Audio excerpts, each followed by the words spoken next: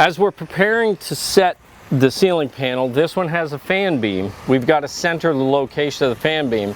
He's got the level on and he's double checking for plumb to make sure those posts are right. I've got to line this line up with the center of the fan beam. Once I do that, we're in position, we're ready to screw things down and to make sure that everything stays tight. So I'm just going to take my speed square, line it up in the center, and draw a small line back.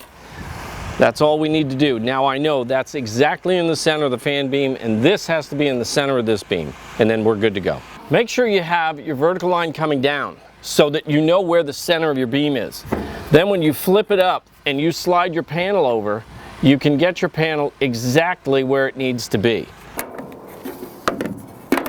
In addition to what Mike did, checking the square against the house, we want to check the square against the beam as well.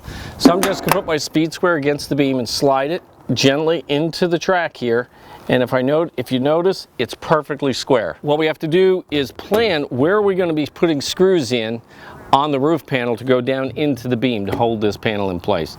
Very simple. Take your measurement from the edge of the roof to the edge of the beam, add 1.5 inches or an inch and 3/8.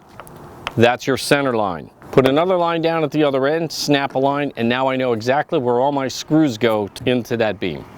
So we measure from the edge, 3 inches in, then every screw goes 6 inches on center all the way through. That meets code, that's what we need to do.